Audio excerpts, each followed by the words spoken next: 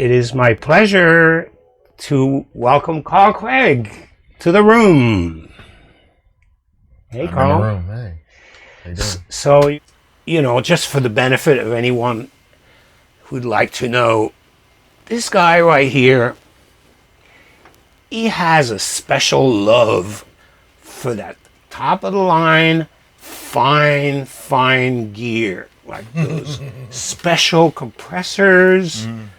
And those beautiful, like Rolls-Royce grade Quested speakers and whatever else. Although you changed, you don't have the Quested anymore. Yeah, actually, the questions are over at Kenny Dixon's place. Okay. I have those big, gigantic ass PMCs. You got the PMCs. Yeah, Wow. yeah. Oh my God, those are so great. But still, the point there is that of all the people I speak to, okay, you really always struck me as someone who, just like a fine wine connoisseur, really learned slowly to appreciate all the great things that make working on music so pleasurable because they, Yeah. So do you still have all that gear? Some of it I got rid of. There were some pieces that I really didn't feel I needed anymore. So, like my 8200 out the door. I just sold a CL1B out the door. Okay. For the benefit of everyone else, what's an 8200? GML. I kicked that out the bed. Really? Yeah, like I said. How could you even? I wasn't using it. I had to go through and look at everything that I was using in the room and just make executive decisions. But is that because you started working more in the box? With the 8200, I never quite gelled with it because I had a Sontec before that. And the Sontec, it looks just like the 8200. Yeah, you didn't have the mastering I didn't have model. the mastering one. You had the smooth one. Smooth one, yeah. Yeah. And the Sontec, when you put it on the mix, it just beefed everything up. It was killing. But it was noisy. There were things that were failing on it. And, Vintage King is right down the street from me. So, those guys are... Is that good or bad? Or both? It used to be bad until I moved to Barcelona for a while. And then I got out of my addiction to... anything new coming out that I would run up to Vintage King and say, give it to me, Okay, but does that mean that your workflow is still mostly analog based? A bit. Okay, let me track back to the second part of what you were saying. The CL1B. Yeah. Those were the compressors? That's the tube tech, techs, yeah. And I had a pair of... mastering Pultecs that I got rid of. Original ones or new ones? No, new ones. Okay. Well, have you been pretty much sticking to... The last time I saw you do something, you were using Logic Audio. You're still with Logic, or you're... I have 3 setups. So I have one that's a Mac Air. For mobile, you mean? Just period. That's for composition. At the studio? Yeah, so I can take that and do whatever I need to do with it. And then I have a MacBook Pro that's for taking it to that kind of next level. The stuff that is too powerful for the Air, then I can go to Right. MacBook Pro. So things like Omnisphere and Right. big libraries and things. Yeah, of course. I can use in the Pro, and then Right. when I get it to the point where it's done, Right. then I go to the computer that's in the studio, Which is what? the type of computer. Yeah. It's a Mac Mini, actually. Oh, it's a Mac Mini, so Yeah. like Mark Ernestus does. Yeah, and what do they call it? Pro Tools Expert? They did a whole thing on how the Mac Mini was just an excellent Pro Tools machine. So I went and got one, put as much memory as I could, and then Right. I used specifically Harrison Mix Bus in that. And as far as... Are you using a Universal Audio Thunderbolt interface? I have one of those, yeah. But I still have Radar Studio as well. Okay, so for the benefit of people listening, Radar is an old very ancient but well loved hard disk nonlinear recording system, Yeah. which was 16 track, am I correct? 24. 24 track radar. 24. And it was originally an independent company, which I think got bought by Otari. Is that the story with radar? No. The original Atari was a license. And when the license, either they took it back or they got it back, then they did what's called Is Technology. And Is Technology started making Radar 24, Radar V, all that so kind it's of a stuff. newer version of it, not from the Atari days. No. The Ataris are revered because the filters or the A to D conversion is different. The ADAs, the cards are like, they supposedly sound the closest to tape of anything Is that they've done. 44.1 24-bit? Probably at 48, 24. 48, okay. Either 48, 24. They might have been doing it at 16 at the So, time. but now you're saying that the third computer, the studio computer, is a Mac Mini connected via Thunderbolt to a UAD Apollo, or what do you have? Yeah, Apollo 16. So, did you find that once you got to that, you started buying more UAD plugins to run in it? Unfortunately, yeah. I mean, look, you don't have to convince me. I have a quad, one of those quad cards, and I bought a fair amount as well. Yeah. But where I'm headed with this, the question is, do you think that when you got those plugins, which are all really excellent, did that change the amount of times that you wanted to go out to an analog processor and you started working more in the box? Yeah, of course. I mean, I have CL1Bs in. You still in the have? box. No, in the box. So Oh. I have actually, I forgot what it's called, but it's from SoftTube. It's their interface that you can use. It looks like a whole like console one is called. Oh, yeah.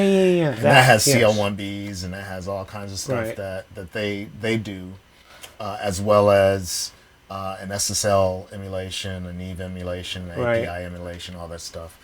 And then I have in the UAD card, the emulation. I have the Vision emulation for UAD, which honestly, if someone said, "Hey, I'm buying a UAD system.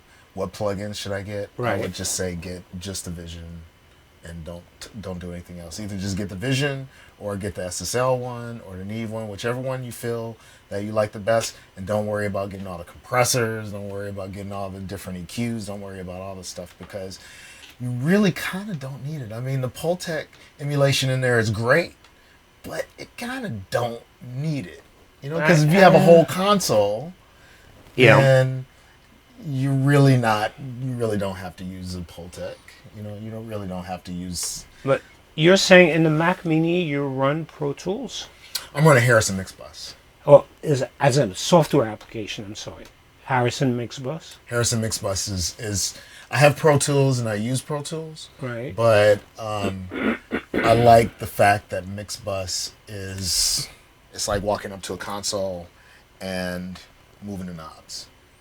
So I use a Faderport 16, and it's already ready to go. Controller? Yeah. The Fairport 16? Mm-hmm. Who makes it? PreSonus. Oh, it's a PreSonus. Mm-hmm. Wow. Yeah. So when I open up Mixbus, when I put the channels up, the sliders just pop up, and then I go to plugin, EQ, shoop, and then I just move the faders, and I'm moving all the one might be for frequency, one for for sweep, one for whatever, and it's like you want a kick drum sound, boom. It's just the same as when I used to use a mixer that had everything in there. It's just, and then you press another button, go to another one. With that system, isn't there like an issue if you ever have to do like live recordings with latency, delay? I think it has to do with how fast your computer is. How much you have to buffer Right. your processor. They are trying to make it as similar to using tape as they can. And so, for instance, with the Radar Studio, Right. which actually has a PC in it now in comparison to what it was before. So you can use it as a PC or you can use it as Radar, as a recorder by itself. So they got the latency like super low on Well, Radar. yeah, because it's optimized because they developed that processor and that whole computer system specifically for that box, so they can make everything like super tight. Yeah. I agree with that. I'm not doing a lot of live recording. So Right. when we do this Atmos recording, we're definitely using all Avid stuff, all Pro Tools. And that's important because, I look at Pro Tools really as like that super highline thing where you really want to get the best recording possible on a computer, you're going to use Pro Tools, But what I like about Mixbus is that I don't have to say, okay, on channel 1, I want to have, an EQ and a compressor and a gate. And blah, But blah, you blah, can build a because template for because that. it pops up automatically. You can build a template. You can but- make your own template in Pro Tools with all that stuff exactly the way you like it, and whenever you start a project, that will pop up just like that. And then when you want to take someone's Pro Tools session, there's a way to import all of their session into your existing template. I understand that. You can Right. do exactly the same thing in Logic, and you can do it in Ableton, and you can do it in all of them. Everybody does that, right? So this is 15 years down the line that you've been able to do that. But if you have a setup, so say with Faderport Pro, or Faderport 16, which I think Right. will map in Pro Tools in the same way that it maps in Harrison. Right. It just takes one less thing to It's kind a of think Yukon? about. A Yukon protocol No, for connection? Proprietary thing? Yeah, it's just USB. It's easy. So where does the Radar coming into that? Right now, the Radar I'm using more as a master machine. So when I mix, You print your tracks to the yeah, Radar, print- and then because I have a submixer, a Neve or something like that? SSL. SSL submixer. Wow. So I have a submixer, and then I have on the master bus a chain that includes API, dual parametric EQ. So that took the place of GML. Okay. Well, you still kept a lot of analog gear, right? And one of those SSL fusions, which can be really nice. I don't know what that is. It's a rack mount with EQ, some sweetener for your spatial area, and then it Or is also this like a mastering processor kind of it's thing? a master bus processor that you can use for recording Right. or for mastering, and it also has an insert on it, which I think is really cool. So What, so you can loop things, yeah, and then you patch can- in and out? yeah, patch it in and pop out. it in and out, yeah. And that works. That works fine for me because before that I had a dangerous, Yeah. the one that you could put all the effects on and Yes. patch switches. Never used it. Really? Never. I mean, every time But what is Kinda different did, about I the just never SSL that you like it better? I'll use the patch bay in order to patch what I want into there, and then I'm just using the insert button to see if I like it or not. Pull it in, pull it out, pull it in, pull it out, pull it in. Okay, I don't like that. Let me Right. repatch something over Right, here. right. So I didn't need the internal patching that the Dangerous had. So it's like, okay, I want the SSL to go here, and I want the API to go here. Okay, I want them to go the other way around, and you push a button, and it's like, oh yeah, that's nice. But I'm not doing 10 masters in a day.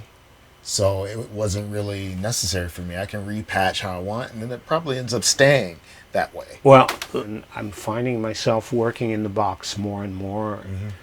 But that being said, I also feel that there are some particular pieces of outboard equipment that no plugin ever equals. Sure. Like EMT 240 gold foil reverb.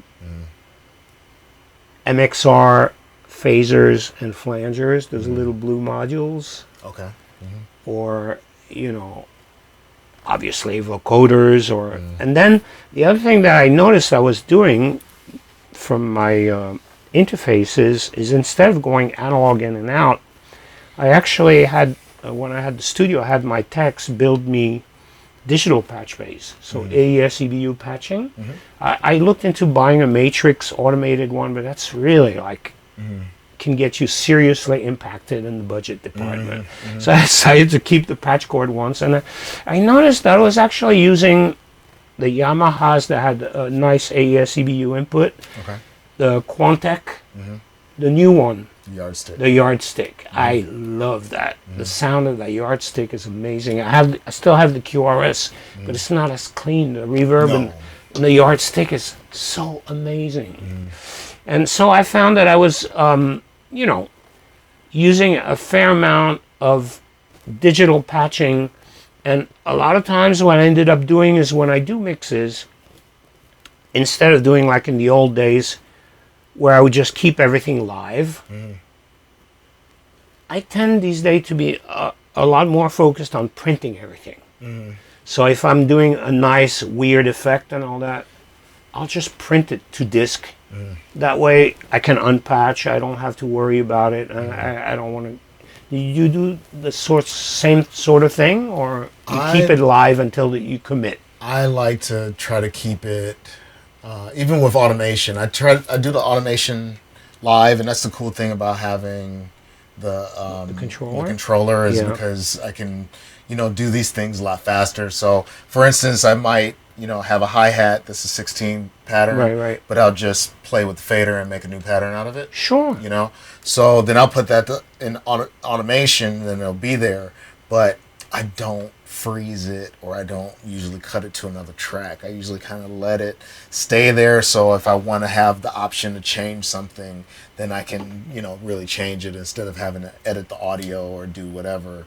Then I can just go to the MIDI or draw the automation a little bit. For me, you know, it's been a matter of trying to find discipline, and when I find myself printing things, it's like commit and then move on, and if I don't like it, I'll just redo it. Right.